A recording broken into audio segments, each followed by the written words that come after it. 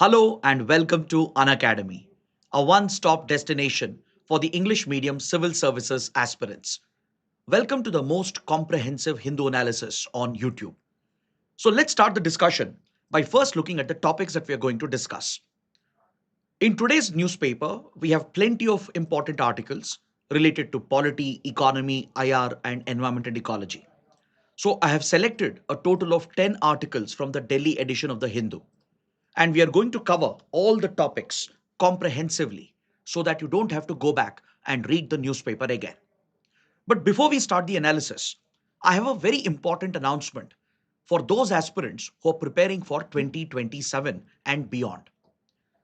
See, I've been teaching UPSC aspirants for the past 11 years, and the biggest complaint that we often get is that in online classes, students don't get the interactive experience of talking to their educators, asking live doubts in the class itself. So, to fix this problem and to ensure that educators are there to handhold students in their preparation, we have launched our most premium product, Unacademy Platinum. In Unacademy Platinum, you will not only experience the live sessions, but it provides for two-way communication between the educator and the students. The batch sizes are kept very small, keeping this in mind so that all the students will get a chance to interact with the educator, get their doubts resolved during the live class itself through a face-to-face interaction. So your cameras would also be turned on in the Platinum program, and the educator gets to see the students.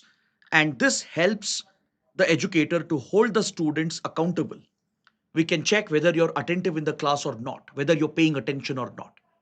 So it will not only provide for a seamless experience for resolving doubts, but it will also help in fixing accountability and ensuring that students remain regular in these classes. So in Unacademy Platinum, you'll not only get to experience these sessions, you'll also get access to test series and weekly tests, and as well as personalized mentorship, where educators would be guiding you, providing you the strategy and the motivation. So the new Platinum batch is starting from 28th of January.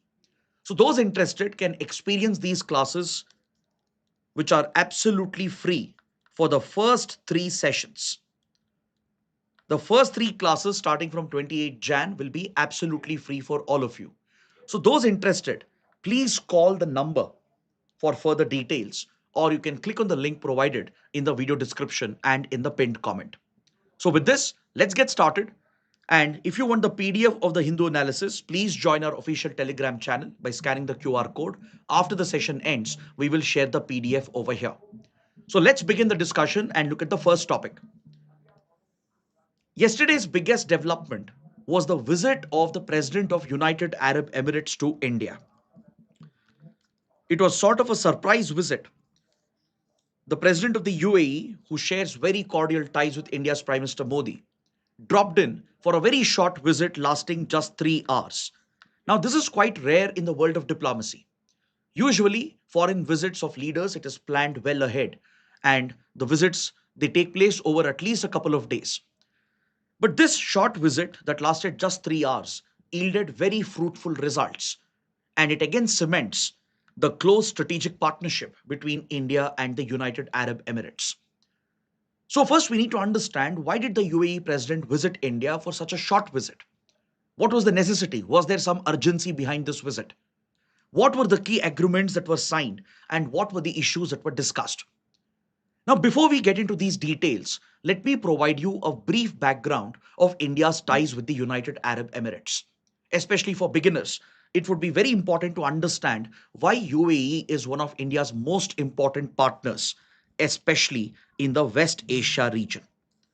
As you know, West Asia is strategically located, and it is a key supplier of oil and gas on which global economic stability depends upon. Even India's energy security is heavily dependent on the oil gas supplies that we receive from the Persian Gulf. So, amongst the Gulf nations in the Arab region, UAE is one of the most significant powers. India has cemented this relationship by elevating the partnership to a comprehensive strategic partnership in 2017, when the then Crown Prince, who's the current president, was invited as the chief guest for our Republic Day celebrations in the year 2017. So, this marked the foundation of a new era in our partnership. So, over the last decade, the ties between India and UAE have grown exponentially. In 2022, the two countries even signed a free trade agreement known as the SEPA, the Comprehensive Economic Partnership Agreement, through which both sides have provided duty free access to most of the exports with the goal of doubling the bilateral trade and creating more economic opportunities on both sides. This free trade agreement has been negotiated in such a manner that it would primarily benefit the labor intensive industries of India, such as gems and jewelry, leather, furniture, garments and textiles, even pharmaceuticals. These specific labor intensive industries would benefit, and with increase in exports, it will translate into more jobs in the Indian market. So it's been more than 3 years of implementation of this trade agreement, and we've already seen the benefits of the trade deal. In 2022, the bilateral trade volume was roughly around $60 billion between the two countries.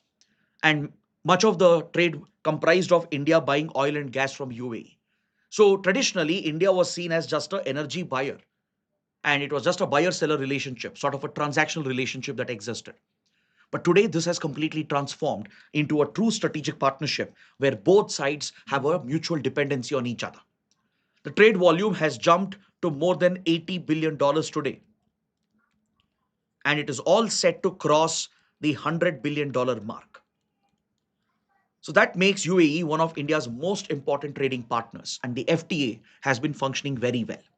It has even allowed India's gold and jewelry industry to access the cheaper gold as a raw material from the UAE markets. It has enabled India to step up exports of several essential commodities and services. And in turn, UAE is looking at India as a great investment destination. So, all in all, it has been a mutually beneficial trade agreement. Apart from this, the UAE has shown a lot of interest in India's infrastructure sector. See, UAE happens to be our third largest trading partner after US and China. As I said, the trade volume has already crossed 80 billion. It's marching towards the $100 billion mark, which makes UAE one of our biggest trading partners. If you just take the countries into account, after China, US, which are always in the top two, UAE happens to be our third largest trading partner. Even for UAE, India is a major export market as India extensively buys oil, gas, and gold from this country. So today, UAE is committing around $75 billion in the National Investment Infrastructure Fund to primarily focus on critical infrastructure projects in our country, from petrochemical sector to roads and expressway projects to even power plants. UAE is trying to become a key player and bring substantial investments into India through the FDI route. Apart from this, UAE is a key energy supplier, supplying around 8 to 10% of India's oil requirements. Around 60% of our total oil imports comes from the West Asia region, and 8 to 10% of our total oil imports is catered by the UAE alone, which makes it one of the key oil supplying countries from the Persian Gulf.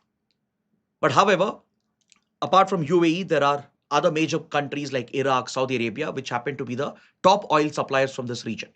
But UAE still occupies a key position with its exports of oil gas accounting for nearly 8 to 10% of our total imports. In fact, UAE has played a key role in helping India establish the strategic petroleum reserves, which India is establishing in order to create a buffer with regard to its energy security. At 7 different locations, including Mangaluru in Karnataka, Udupi in Karnataka, and Chandikol in Odisha, and Bikaner in Rajasthan, Vishakhapatnam in Andhra Pradesh. At all these locations, India is establishing these large underground storage facilities to store large quantities of oil, which can be used as a buffer stock to insulate India from any supply shocks. So UAE was critical to supply the reliable, cheap source of oil to fill up these strategic petroleum reserves. So this firmly establishes the close economic ties that we share. And even if you look at our close people to people relations, the cultural ties, this is a very important aspect of the relationship because the UAE is host to the largest Indian community in West Asia region. See, across West Asia, we have close to 10 million Indians who are residing and working across West Asian countries. And out of these 10 million, 4 million Indians can be found in the UAE alone, especially in Dubai, Abu Dhabi, and Sharjah. So this has become one of the key markets for Indian migrant population, for Indian workers, professionals, businessmen, and traders. And it has also become one of the biggest sources of remittances that flows towards India. In fact, 19% of the total remittance we receive has been coming in from the UAE, which makes it the second top source for remittances.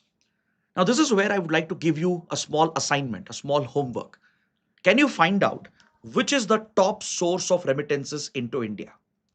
Which country is the number one source of remittances into India? Please mention the answer in the comment section. So UAE happens to be the second largest source, accounting for 19% of the total remittances. These remittances that we receive has already made India the largest recipient of inward remittances in the world, with remittances crossing $120 billion. And they are crucial for bridging the current account deficit. So this again highlights how important the relationship is for both the countries. It's primarily the Indian migrant workers who are becoming the backbone of UAE's economy. Then, if you look at the strategic relationship in the sectors of defense with regard to critical emerging technologies, India shares extensive ties with UAE. In fact, UAE has shown a complete realignment in its policy vis-a-vis India and Pakistan. See, prior to 2010, these Gulf powers, UAE and even Saudi Arabia, which represent the Sunni power bloc, they were often aligned with Pakistan and they would often take a pro Pakistan position on controversial issues like Kashmir or on India's internal matters or with regard to Pakistan's sponsorship of terrorism against India. But this position has completely changed post 2010. Post 2010, as India's ties with Saudi Arabia improved after the Riyadh Declaration was signed following the visit of then Prime Minister Manmohan Singh, Saudi Arabia made a complete shift in its policy and it has been backing India with regard to the terrorism that we face from Pakistan or with regard to India's right to defend itself against state sponsored terrorism. Even on issues like Kashmir and other internal matters of India, which Pakistan tries to internationalize at United Nations and at Organization of Islamic Cooperation, Saudi Arabia started abstaining from these votes to show a more neutral, balanced position towards India. So this was followed by UAE as well, as usually Saudi and UAE have aligned their foreign policies until recent times. So as leaders of the Sunni world, they had a common foreign policy objective until a couple of years ago. Now you see a big divergence between them and even a growing competition and hostility between them. In fact, today we have an article which helps us understand the growing divide between UAE and Saudi Arabia. A new geopolitical competition and a strategic rivalry is developing between them. So that's something we'll discuss in the later part of the class today. But generally, these two Sunni powers were aligned together. They have been close allies and they have pursued similar foreign policy interests. So when Saudi Arabia made the strategic realignment favoring India and dehyphenating India and Pakistan, UAE also adopted the same approach and started backing India with regard to counterterrorism efforts, be it intelligence sharing and tracking down wanted terrorists hiding in West Asian countries. These two countries played a key role in helping India to bring down terror groups like Indian Mujahideen and other terror modules of Lashkar-e-Toiba, which were based out of West Asia. And when Pakistan was responsible for major terror attacks like Uri or Pathankot, Pulwama, so we got a lot of support from these countries, openly expressing support for India, condemning these acts of terrorism.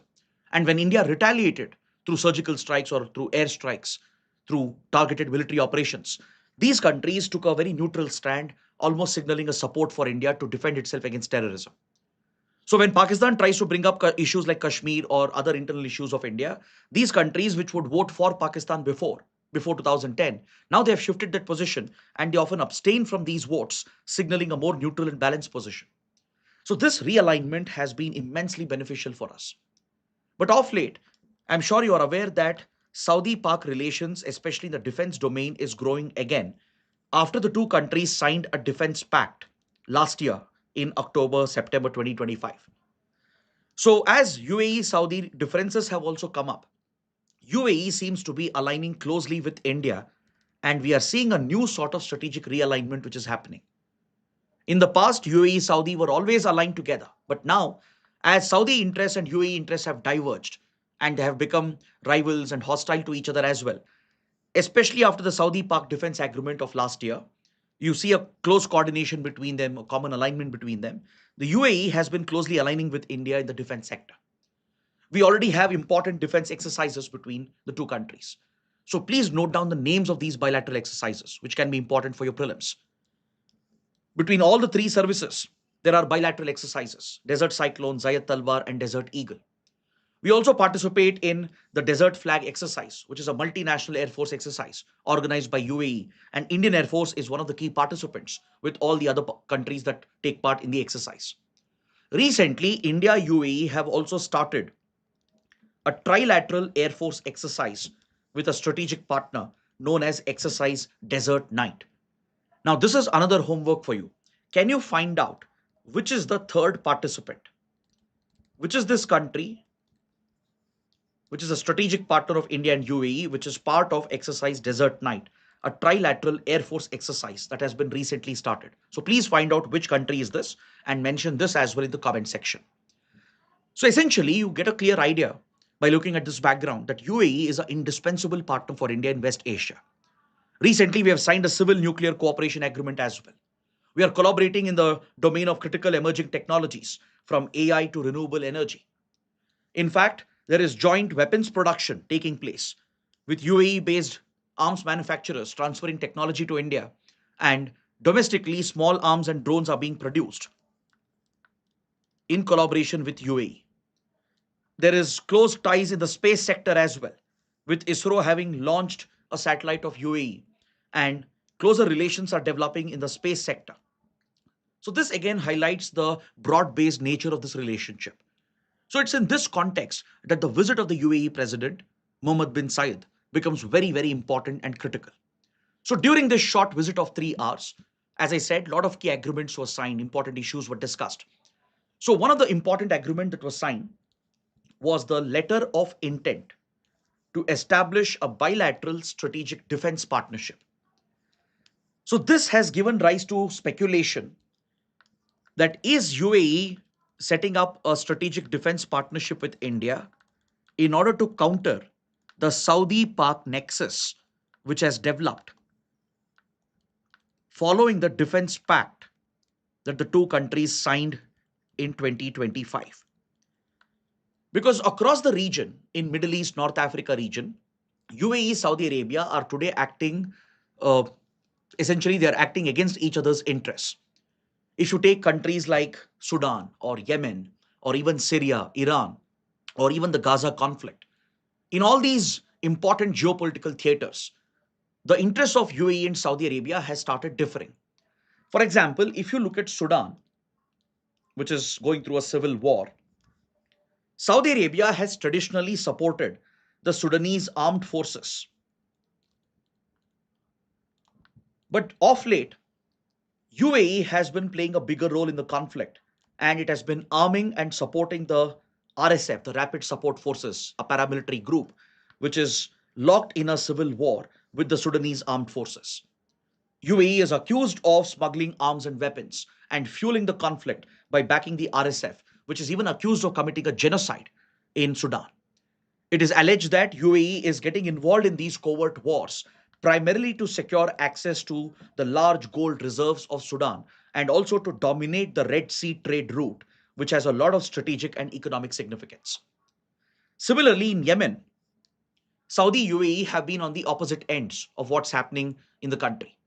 This is something we'll discuss because we have a dedicated editorial on the recent fracture that you see in Yemen's civil war and how Saudi and UAE are at the opposite ends, backing different entities, which has brought out the friction between these two Gulf states.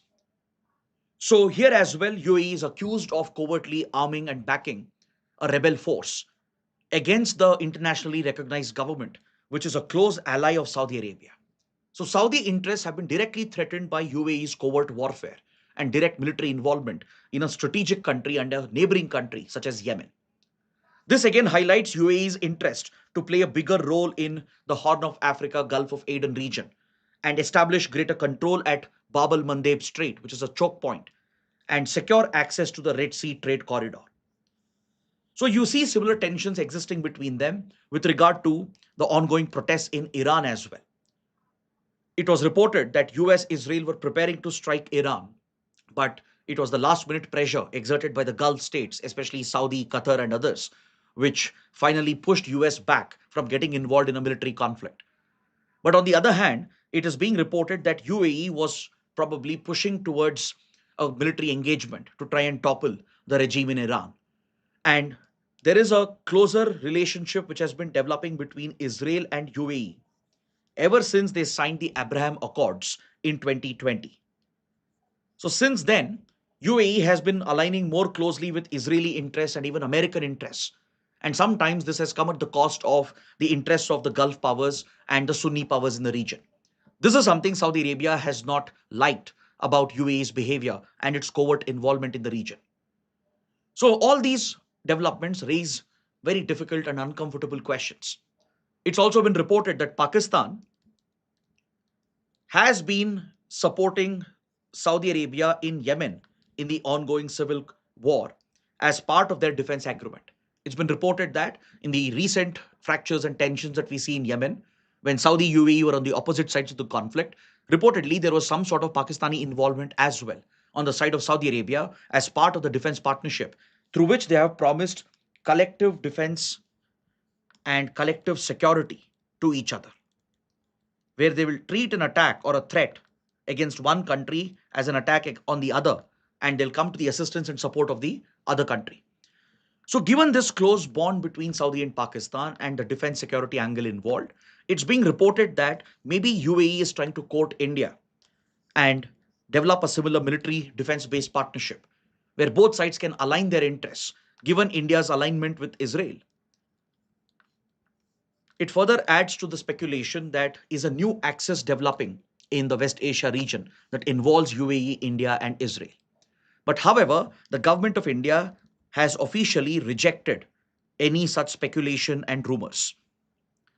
The Ministry of External Affairs has clarified that the strategic defense partnership, which was signed through a letter of intent, is only meant to align our security interests, promote defense ties which are already very close, and it doesn't aim to counter any other group or any other bunch of countries.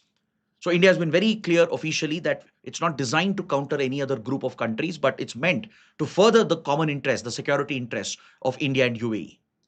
So apart from this, other important issues, key issues have been discussed, including the ongoing reconstruction efforts in Gaza. As we discussed in yesterday's session, the United States under President Trump has proposed the Gaza Peace Board and invited global leaders to take part in the Gaza Peace Board as members to help in the reconstruction efforts and to govern and administer Gaza for the interim period. So Donald Trump has sent out an invite to Prime Minister Modi as well, inviting India to take a seat at the Gaza Peace Board. So this again is an issue which has common interest for both India and UAE. So these issues have been discussed regarding the stabilization of Gaza, the reconstruction efforts, and dealing with threats such as Hamas and the other proxies of Iran, which have in general destabilized the West Asia region. So India is yet to accept the invite from the US president. India is weighing its options because India can't afford to alienate any of the major powers in this region. We've always taken a very nuanced position on the Israel Palestine question. And India is still weighing its options to decide whether we'll accept the invite to be a part of the Gaza Peace Board or not. So it's in this context that the visit acquires a lot of significance, and the topic itself can be very important for both prelims and mains. So apart from all these developments, there were many other agreements that were signed. You can take a quick look. UAE has committed to bring fresh investments into the special investment region, which is being established at Dholera in Gujarat. Their agreement has been signed in the space sector between InSpace, the Indian National Space Promotion and Authorization Center, which is responsible for commercialization of ISRO's capabilities. It has signed a deal with UAE space industry to enable greater commercial collaboration. Then an agreement in food processing, along with establishment of a supercomputing cluster in India, where UAE would be one of the key financiers of the initiative. Because see, India UAE are also part of an initiative called I2U2 Summit that involves Israel and United States as well. So US and UAE are known to provide funds to India under the I2U2 initiative, with Israel supporting India with technology to focus on key sectors of common interest, including food processing, technology, etc. So, UAE deciding to fund a supercomputing facility in India has a lot of relevance in this context. Apart from that, both countries have set a very ambitious target for their bilateral trade. We discussed under the free trade agreement, the bilateral trade has already crossed 80 billion and very soon it will cross $100 billion. So now they have doubled the target. By 2032, they hope to double the bilateral trade volume to more than $200 billion, which cements UAE's position as one of India's most important trading partners. Then they have agreed to operationalize the civil nuclear cooperation agreement and as well as to facilitate greater collaboration between the finance and the fintech companies and the banking institutions, where UAE based entities will set up offices in India. Indian based firms and banks will set up branches and offices in UAE to bring the economies closer and to create interlinkages between the finance and banking sector. So, in this context, you should also note that India has rolled out UPI in the United Arab Emirates to facilitate seamless cross border transactions and payments. So this again highlights why the visit of the UAE's president was so important and how the topic can be relevant for your prelims and mains exam. So based on what we have discussed, please try to answer this prelims question. Consider the following statements. UAE is India's biggest oil supplier in the West Asia region. UAE is India's biggest trade partner in the West Asia region. So I've already discussed the very same points, but in a different way, of course. So let's see if you guys have caught the nuances and if you are able to answer this question. So please let me know the correct answer in the comment section. And let me show you the mains practice question. The recent visit of the President of UAE to India reflects the transformation of India-UAE relations from transactional energy ties to a comprehensive strategic partnership. So that's a statement which has been provided. So based on this statement, you have to examine the strategic, economic, and geopolitical significance of this visit and how does it align with India's broader West Asia policy. So using the points we have discussed following the same structure, please practice your answer writing and post your answers in the comment section below. Now let's move to the next topic. On page 6, the Hindu carries a very important column that provides a critical assessment of the role and functions of the ED or the Enforcement Directorate. This topic can be very important for polity and governance and as well as for economy and security under GS paper 3. So first let's talk about the ED, the Enforcement Directorate. Let's cover some facts which can be relevant for prelims. The Enforcement Directorate, or also known as the Directorate of Enforcement, is essentially a premier law enforcement agency of India. It mainly deals with economic offenses and was established in 1956. Today, it functions under the Department of Revenue within the Ministry of Finance, and it is responsible for enforcing three important legislations that deal with different types of economic offenses. So, ED enforces the Prevention of Money Laundering Act of 2002. It acts as the premier law enforcement agency to counter money laundering. So this aligns with the standards of FATF as well. The Financial Action Task Force mandates the countries to have a dedicated law enforcement agency to deal with money laundering cases. So ED helps India fulfill this obligation. ED also enforces the FEMA, the Foreign Exchange Management Act of 1999, to deal with any violations in the forex market. Then finally, the ED also enforces the Fugitive Economic Offenders Act of 2018 to deal with economic offenders who have turned fugitives, who have run away from the country, hiding in other nations. So to pursue them and to confiscate their assets and properties in India and ensure that they are brought to justice and held accountable. So this is the primary responsibility of the Enforcement Directorate, the role, the function of the ED. So what is the controversy which is related to ED? That's the focus of this article. See, Enforcement Directorate often conducts several raids across the country. So be it in Tamil Nadu, in Maharashtra, in Punjab, in Haryana, in West Bengal, across the nation, ED has jurisdiction and it is known to conduct these raids, primarily to deal with cases of money laundering. Now, the accusation against Enforcement Directorate is that it has been politicized and used as a weapon, as a tool by the ruling party at the center to target opposition ruled states, where state government leaders, politicians at the state level from the opposition, are often raided. And there is a strong accusation against the ED as an agency of being misused by the ruling party at the center. And this is not a recent accusation, it goes back to many years ago. So recently, there was one particular case in Tamil Nadu, the Tasmac liquor scam, which broke out. ED carried out these massive raids, arrested a very popular film producer. So it tried building up a case. It confiscated the house and property as well, and attached the proceeds as proceeds of crime. And there was a big media trial and social media trial as well against the accused.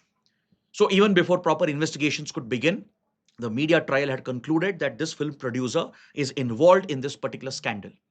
But as it turns out, when the case reached the courts, the Madras High Court has not only stayed all the investigation, but it has taken a very strong view against the ED's actions and its actual intent. Even Supreme Court of India has repeatedly observed that ED has been blatantly misusing the excessive power and authority which is vested with the organization, especially through the PMLA. The Prevention of Money Laundering Act, though it is seen as an effective tool to counter money laundering, it's often accused of providing excessive authority and providing excessive powers to the ED, which allegedly gets misused on political grounds. Now, for example, if you look at the specific provisions of the PMLA, look at section number 50.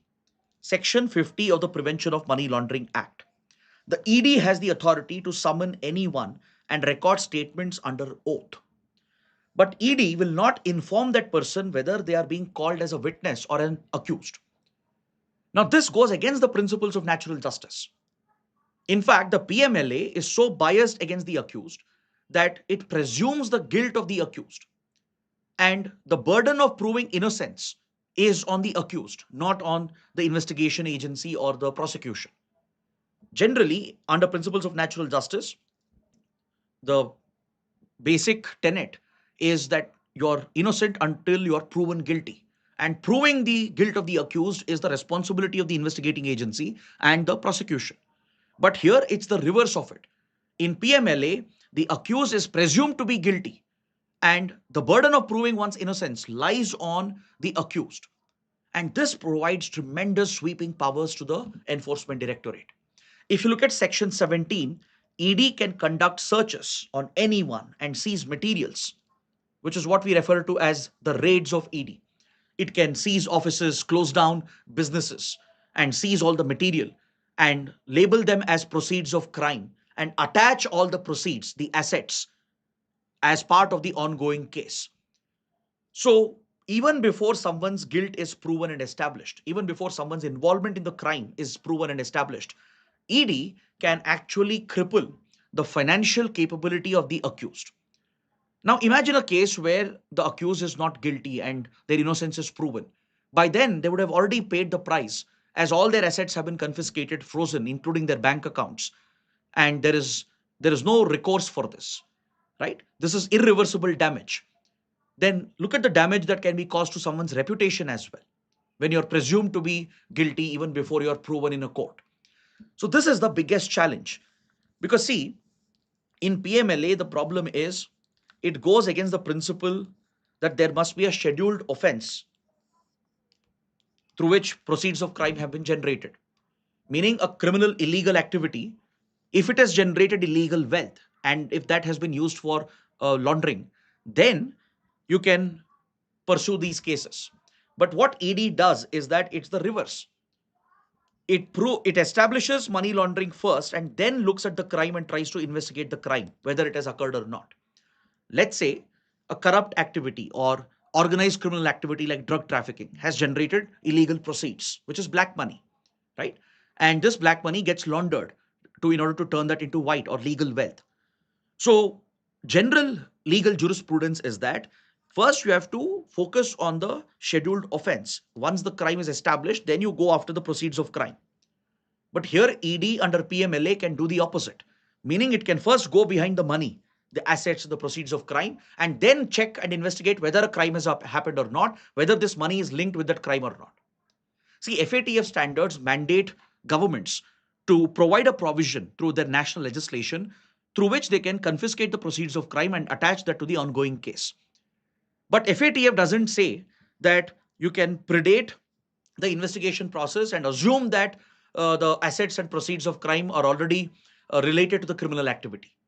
This has to be established through investigation and then proven in a court of law.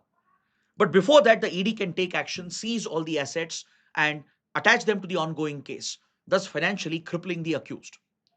Then, apart from that, under Section 19, ED has now been given the authority to arrest without a warrant. This is an extraordinary power. Arresting the accused without a warrant is indeed extraordinary power, and once arrested, getting bail under PMLA is near impossible. While bail is considered to be the norm, and the courts have repeatedly stated that, there are certain controversial laws like PMLA, UAPA, and the others, where obtaining bail becomes near impossible because the law here is based on the premise that the accused is already guilty. The accused's guilt is presumed under the law, and the burden of proving their innocence lies on the accused themselves. So, as a result, getting bail becomes nearly impossible. So, even if they are lodged in a jail for a few weeks, few months, the damage to their reputation, the damage which happens, and the punishment which comes before the trial is something that derails the principles of natural justice. And that is where there's a lot of criticism against PMLA and the Enforcement Directorate. Now, this can be justified if ED was using these provisions only against established terrorist organizations which engage in terrorist financing and money laundering. If it was being used only against criminal cartels involved in drug trafficking, arms trafficking, and if the proceeds are connected with terror financing, then such strict measures could be justifiable, probably. But in most cases, ED has been going after political entities, political individuals, especially from opposition ruled states, those who are linked with leaders of the state government and those who are close to the opposition parties at the state level. So, this again raises uncomfortable questions because, in the case of CBI as well, the Supreme Court had observed that Central Bureau of Investigation has become heavily politicized. It's being used as a weapon by the center to target opposition ruled states. Supreme Court even labeled the CBI as a caged parrot, a parrot which is singing according to the tunes of its master. This was one of the strongest criticisms by the Supreme Court against a central law enforcement agency. So now it appears that ED is headed towards the same path. Even if you look at the conviction rates, in many cases, the conviction falls apart because to begin with, the case didn't have a solid ground to begin with. Due to lack of evidence and due to lack of strong prosecution, in most cases, the accused are essentially held not guilty by the courts. But by then, the damage is already done, not only to one's reputation, but to one's financial capabilities as well. So, this is where the article takes a critical view of the ED and it's calling upon the government to not politicize law enforcement agencies and use it as a political weapon. Similar criticism was against the CBI as well. And these topics can be very, very important under polity and governance and also under internal security and Indian economy as well. Now, please take up this question for your mains answer writing practice. So, based on what we have discussed, you can try to bring in a more balanced view as well because the article is slightly biased towards the criticism of ED. You can try to balance it with the positive role that ED plays in countering money laundering and how it can even help in cracking down on terror financing, how it can help deal with corruption and forex violations, how it can help deal with fugitive economic offenders, so that the argument becomes a little more balanced. Because sometimes you have to be a little careful. Newspaper articles can provide a one-sided view and one-sided perspective, right? That's why we ensure that in the discussion, we try to present the other side of the argument. And that's something you should reflect in your answers as well. Now, moving on, the third article by Syed Akbaruddin, a former Indian diplomat who also served as the spokesperson of Ministry of External Affairs.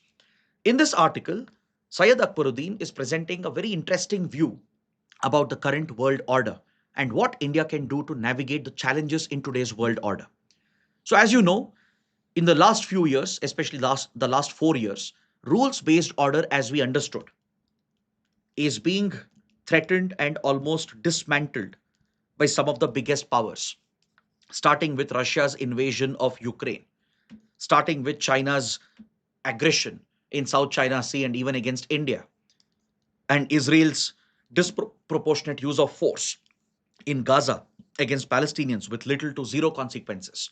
And now, United States under Donald Trump, the kind of policies that the Trump administration has been pursuing, from pulling out US from critical treaties and international organizations to using force against Venezuela in contravention of international law, now threatening to acquire or occupy Greenland from Denmark.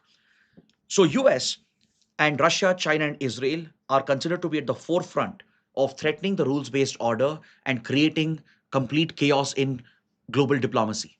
So, this is where India faces some unique challenges because India has always relied on the multilateralist approach. India's focus has been multilateralism to rely on international rules and rules based organizations like United Nations and all the related bodies in order to drive our position. India's multi aligned foreign policy is based primarily on multilateralism, where we use multilateral groupings to become the voice of the global south. We align with like minded countries and try to create space and options for India's position. And that's how India has been navigating global geopolitics since independence by focusing on multilateralism, by focusing on rules based order. But today, if this order is being dismantled, if multilateral institutions like UN are becoming ineffective, then it poses a very big challenge for India's foreign policy interests. That's why the writer is suggesting that the era of big table diplomacy is over, or maybe it is becoming irrelevant. The era of working with multiple nations through multilateral bodies like UN probably is seeing, we are seeing the death of such multilateral efforts. So instead, the writer says that India should shift its focus to small table diplomacy, where you engage with small group of countries that matter. Essentially, shift focus to minilaterals, which can yield better results and help protect India's core interests. Since multilateral platforms, be it UN, Climate Change Convention, WTO, most of it is being dismantled and becoming irrelevant, minilateral approach is something that could carry India forward. So the writer says India's approach towards European Union is something that holds lot of potential to hedge India's bets, given the difficulty we are facing with United States, the tariff threats that US has placed on India. European Union could be one of the alternatives to diversify our trade and to try and shield Indian exports. In this context, India's invite to European leaders to become the chief guests for the upcoming Republic Day celebrations holds a lot of relevance. India has invited the president of the European Council and as well as the president of the European Commission, which are two primary organs of the European Union. So both the presidents are likely to attend India's Republic Day parade as the chief guests. And this is an opportunity for India to take forward the close engagement with European powers. There is a long pending FTA between India and EU, the broad based trade and investment agreement, which is likely to be signed and finalized during the visit of the two presidents. So there is a possibility here where India can diversify its trade, overcome the hurdles that we are facing with the European markets, which are developed markets, and ensure that we reduce our dependency on, let's say, the American market. So this could help European countries as well, because Europe has been at the receiving end of Trump's tariff policies. Over the Greenland issue, Trump has already brought in additional tariffs on European countries, which we studied in yesterday's class. So maybe this is an opportunity for India, EU to align and work together to protect their common interests. So this could be one of the small tables. The writer says this is a type of white space diplomacy, meaning there are gaps in global diplomacy today which can be filled. There are white spaces or gaps present in diplomacy which can be filled by India through such minilateral engagements. So India can engage with 27 European countries through the EU And through the small table negotiations, we can fill the white space or gap and protect India's interests, especially with regard to trade and technology and investments. This is where Europe can help India in trade, in technology, and in investments. Apart from this, we also have the BRICS. The BRICS grouping, which has seen significant expansion. Today, there are 10 members in the BRICS. Apart from Brazil, Russia, India, China, South Africa, there are new members which have joined, including Indonesia, Iran, Ethiopia, and the others. So there's a lot of potential for BRICS to focus on diversifying global diplomacy and global trade. Today, the problem with BRICS is that its stated objectives are often not very clear. With the addition of new members like Iran, UAE, Ethiopia, and others, the group is essentially getting dragged and pulled in multiple directions.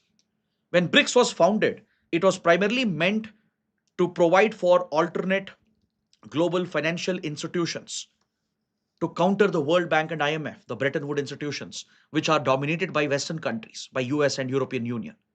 That was the primary purpose of BRICS. But today, BRICS has diversified, focusing on security issues, geopolitical issues, and especially Russia, China, which are the dominant members of BRICS. They are trying to project BRICS as an anti-West platform. And they're stepping up their anti-West narrative through the BRICS by pushing for de-dollarization, by promoting a stand against US and Europe. So this is where the challenge arises for India. But the writer says India can help reshape the objectives of BRICS, bring the countries together to focus on common issues. So India can balance its ties between Russia, China on one side and their allies, and Western countries on the other side, without projecting BRICS as an anti-West platform. Right? That is something India can try to do, where India can provide a new direction for the BRICS grouping. And this is very crucial because in 2026, India is holding the chair and India will be hosting the BRICS summit in the coming months. So this is an opportunity for India to set a new agenda for the organization and use this to strike a balance between two conflicting power blocks which are developing. The other platform India can use, the other small table or mini lateral where India can work, is the Quad grouping. India is supposed to hold the Quad summit. So the leaders of US, Japan, Australia could probably visit India if the Quad summit is finalized. And this will be an opportunity for us to project influence across Indo-Pacific and especially to deter Chinese aggression and focus on maritime security across the Indo-Pacific.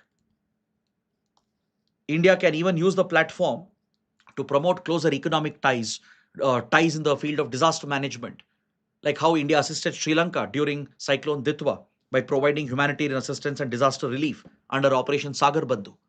These are examples where India could involve the Quad countries, as Quad also focuses on providing HADR support during disasters. Quad also focuses on building up economic partnerships and technological collaboration. And its primary focus is on enforcing rules-based order in the Indo-Pacific and ensure that freedom of navigation is protected. And thus maritime security, maritime domain awareness becomes a key focus of the Quad group. So India can use the Quad not only to try and contain China's aggression, but also spread India's own influence across the Indo-Pacific. So again, a small table of a small mini-lateral grouping that can further India's interests, especially in a chaotic world. There is another platform which is the AI Impact Summit. India is all set to host the AI Summit next month in February. This would be the fourth AI Summit. India would be hosting the AI Impact Summit, and it's an opportunity for India to show leadership with all the other big developed nations and industrialized countries to create a global governance and legal regulatory framework to keep a check on harmful AI and promote the useful applications of AI and its impact. So India again can show a leadership role and it can drive the world geopolitics in a certain direction which satisfies India's interests. So the writer is saying these are the four small tables which can probably work for India in a chaotic environment. Platforms like UN might be becoming irrelevant. Platforms like WTO and other key multilateral bodies are losing their relevance and significance. So this is a time for filling the white space, filling those gaps that exist in diplomacy. And the writer says we can fill those gaps with small table talks or small table diplomacy by engaging with smaller groups like the Quad, BRICS, with European Union, and through AI Action or the AI Impact Summit. Now, moving on, we'll talk about the crisis in Yemen. There's a dedicated editorial that helps us quickly understand what's happening in Yemen today. See, Yemen is a key country in West Asia, located near the Arabian Sea, and it is right next to a key trade route, the Red Sea Trade Corridor, where the Bab el Mandeb Strait is a choke point, and Gulf of Aden near Horn of Africa is extremely crucial for trade ties between Indian Ocean and the Atlantic. It's one of the primary links between Asia and Europe, and the region is already affected by piracy near Horn of Africa. Apart from all these challenges, Yemen has descended into a civil war since 2014. The internationally recognized government in Yemen, which is backed by Saudi Arabia and its allies, was challenged by a rebel group known as the Houthis. The Houthi rebels, or also called Ansar Allah, a Shia based militia outfit backed by Iran, seen as an Iranian proxy to counter Saudi influence and Sunni influence in the region.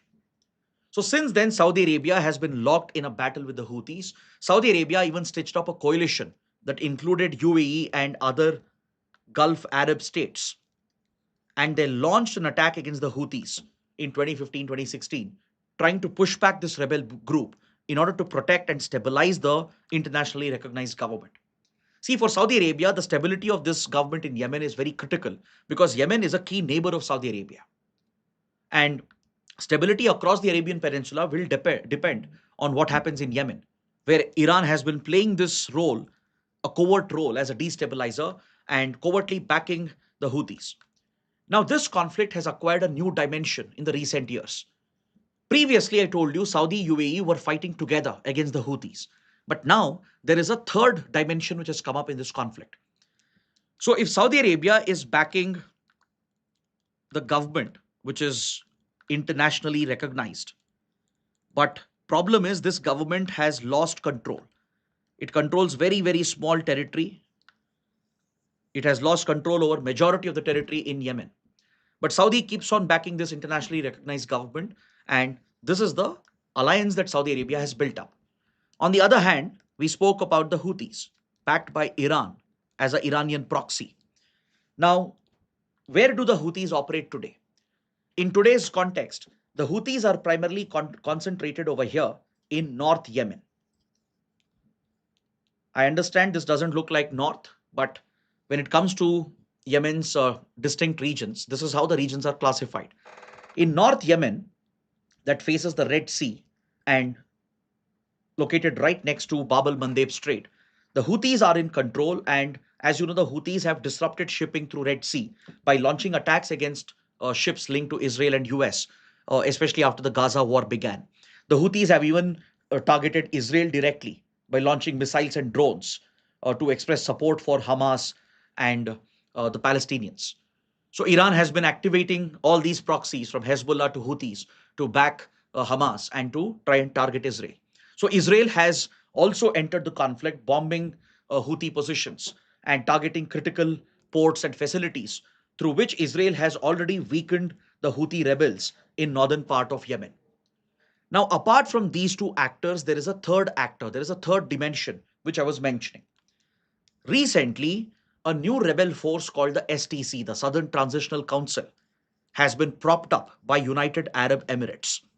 The UAE has been arming, funding, and backing the Southern Transitional Council, which recently made very swift moves in South Yemen and captured significant territory in the region.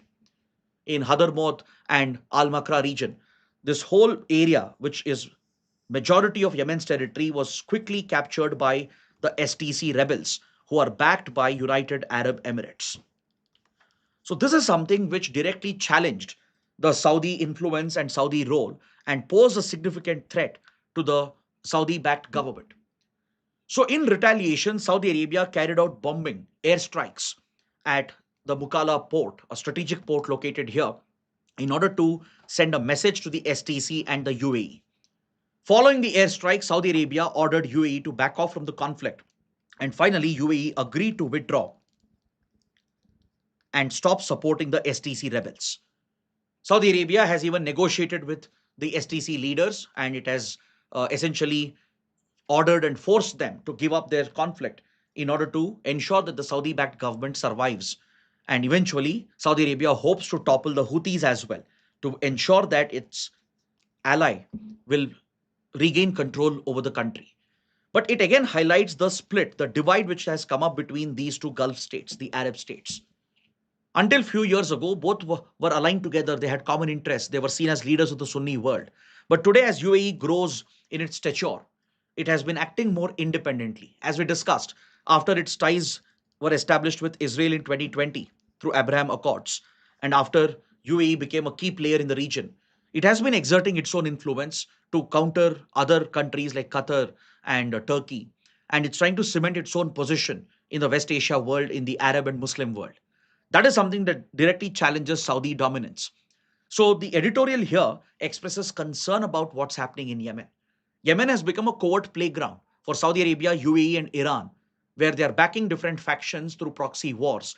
And this is what has destabilized the country, a country which is critical for global trade. And the humanitarian situation in Yemen is extremely concerning. There is large scale food insecurity, large scale poverty, people are malnourished, and hunger is on a massive scale. So, the only way this humanitarian crisis can be resolved is by bringing back political stability. And that will happen only if UAE and Saudi Arabia can align together and work together. So, that is the key message that comes out of this editorial. It's urging both UAE and Saudi Arabia to shed their differences and work together to build back stability in Yemen and ensure that the region also is stabilized. Now, moving on, we have a related topic. We were talking about BRICS in the previous article. So there is a related topic here. On the front page, there's an article that refers to what the RBI has recommended to the government of India. Since India is going to host the BRICS 2026 summit, and India will be setting the agenda for the BRICS summit this year, RBI has recommended to the government of India to propose a linking of digital currency between the BRICS members. See, all BRICS members, they have launched their own digital currencies, at least the original members. They have their own central bank digital currencies or CBDCs. RBI, I hope you're aware, has launched the e-rupee in the digital format, and it already has around 7 million users in the country. So RBI is looking to give a bigger push for the digital rupee, and it is looking to integrate the cross-border payment systems so that the transactions can be settled using national currencies, which will help reduce dependency on the dollar. It will help reduce the dependency on the US dollar for the BRICS countries if they can establish seamless cross-border payments by interlinking their central bank digital currencies. But however, this proposal, will it be accepted or not, depends on the position of the government. Because this position can be very controversial as well. United States is strongly opposed to any efforts of BRICS to reduce their dependency on the US dollar. Donald Trump has clearly threatened the BRICS members that if they try to de-dollarize the global economy, if they try to move away from dollar-based payment settlements, then Trump will target the BRICS members with 100% tariffs. Anyways, Russia, China already have high tariffs on them. India has 50% tariffs. Brazil also has 50% tariffs. So Trump has already threatened these countries that 100% tariffs would be levied if they try to use BRICS to focus on de-dollarization.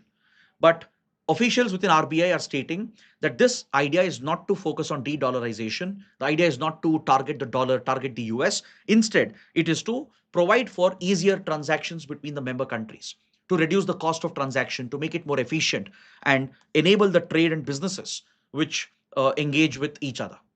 So this is a proposal made by the RBI, but again, it needs to be seen whether the government will accept this or not. Next, on page 10, another interesting development. The foreign minister of Poland was on a visit to India, but instead of being a friendly visit, it turned out to be a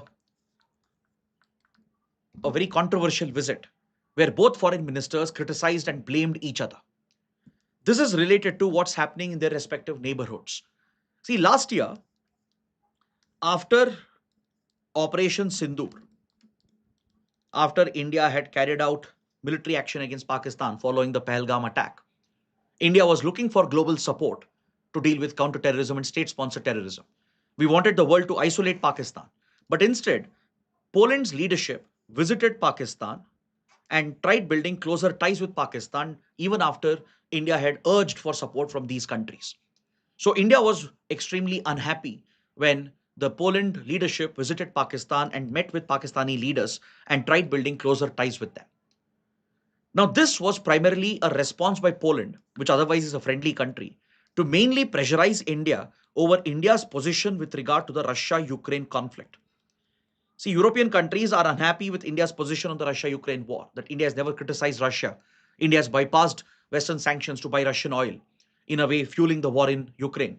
And apart from that, Poland was critical of India's decision to participate in the Zapad military exercise that was organized by Russia and also included Belarus.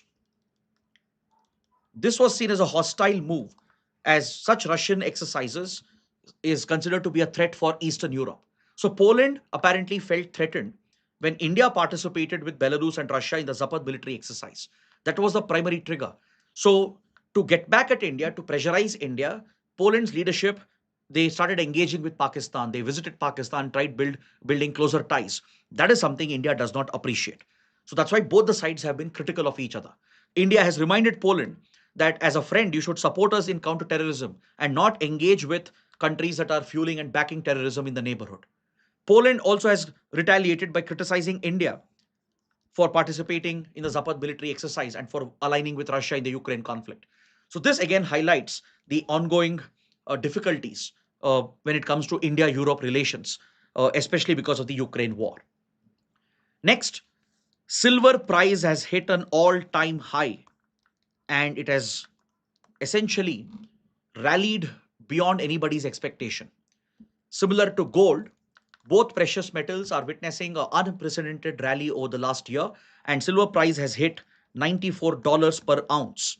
This is primarily because of the ongoing geopolitical tensions, especially after Trump threatened Greenland and laid these tariffs on European countries, and now European countries are considering retaliatory tariffs. Yesterday, we discussed the anti coercion instrument that European leaders are considering to target American tech companies to prevent and restrict their market access into Europe as a retaliatory measure. If these measures kick into effect, it will have a significant impact on global markets. Across the world, stock markets have already taken a hit. So, during such times of crisis, investors often rush towards precious metal like gold. But silver is a new addition because there is a huge global demand for silver today. It's being considered as one of the critical minerals, especially because of its application in electronics and semiconductor industry. It has widespread commercial industrial applications, from manufacturing of medical devices and equipment to automobile sector to electronics and semiconductor industry. Silver is a key metal that's required. And given the shortage of silver, the price is shooting up. And it explains why geopolitical tensions are linked with the prices of silver and gold, because they are seen as a safe haven where investors can safely invest instead of the volatile stock markets. Now, coming to the prelim section, let's take a quick look at the small articles in today's paper. We had three important topics. On page 3, there's an article that refers to saltwater crocodile, which is found along the east coast of India. See, the article is referring to the increase in the number of saltwater crocodiles in Odisha. So, Odisha Forest Department had carried out a recent survey and they have documented a significant rise in the number of crocodiles that they have been able to document. So, let's understand what are saltwater crocodiles. What facts can be important for your prelims exam? Saltwater crocodiles, historically, they are found across the Indo-Pacific. They are found in India's east coast primarily, from West Bengal to Odisha to Andhra Pradesh belt, at places like Chilka Lake, and they thrive in salt water. Usually, such habitats are present along the coastline, along the coastal wetlands, which is an ecotone area where two different ecosystems are transitioning, are interacting. So at lagoons and estuaries, that's where you find the brackish water, the salt water which flows from the sea into these wetlands. And these crocodiles, they thrive, they've adapted to thrive in the brackish waters. So you find them across Southeast Asia as well, from the Sundaland region towards Indonesia, Malaysia, all the way till Australia and Papua New Guinea, towards the Micronesia region. So this is the known range of the saltwater crocodiles. So as far as the threatened status is concerned on the IUCN red list, they are listed as least concern, mainly because of the large population. But the crocodiles are hunted. There's a lot of illegal hunting that takes place, primarily because of its skin, which is used in various industries, primarily in the leather industry, in the garment apparel industry, and also for its meat. So there's large scale hunting, poaching, which takes place. But given the large population and the safer habitats they are located in, it's listed as least concern on the IUCN red list. So one unique characteristic of saltwater crocodile is that it's a apex predator. It's known for being a hyper carnivorous reptile, and it almost eats anything. Anything that enters its habitat could be a prey for it, from humans to any animal, to even fish, to birds. So that's one unique nature. It's a hyper carnivorous apex predator playing a critical role in the ecosystem. Coming to page 10, there's an article related to Indian economy. The IMF, International Monetary Fund, has projected a significant jump in India's GDP growth. The previous estimate was 6.6% growth for the current fiscal. Now it has been revised to 7.3%, given the favorable headwinds that can support India's domestic economy. But what is important here is the report of the IMF. This report is the World Economic Outlook. UPSC has already asked a prelims question on the World Economic Outlook as to who publishes this report. The answer is obviously IMF. So there are other details that you can make a note of. For example, the World Economic Outlook, which provides a global forecast of the global economic situation, it is published twice in a year. It is published usually in the months of April and October. It is published twice in the same year. Plus, there are two updates which are also released apart from the two publications. The updates are brought out in the months of July and January. So now this report here refers to the new update of the World Economic Outlook. The October report that was released last year has been updated, and it projects a GDP growth of 7.3% for India. So please note down these basic facts about World Economic Outlook, because don't think that UPSC doesn't repeat the topics. There are a lot of instances to show that topics often repeat. Questions might be different, but topics tend to repeat. Coming to the last topic for today, the Election Commission of India is hosting a global conference, the first ever international conference on election management and democracy. This is a very important exercise for India, and this is the first time such a large scale global conference is being organized. It's called India International Conference on Democracy and Election Management. This is the first ever edition. It is organized by the India International Institute of Democracy and Election Management, which is a body established under the Election Commission of India. 70 countries have been invited. So the election management bodies of these 17 nations will participate, and Election Commission of India will share the best practices. They will focus on creation of electoral rolls, ensuring the sanctity, integrity of the electoral rolls, the conduct of elections in the counting process, the debate on EVMs or ballot paper. Everything would be a part of these training sessions. And this again highlights India's commitment to promote and strengthen democracy and election management across the world. Election Commission of India is seen as one of the most formidable election management bodies in the world, as it conducts the world's largest democratic exercise. So it would be sharing its best practices, expertise, and technology with these partner countries, and thus it will help strengthen democracy and India's image amongst other democracies.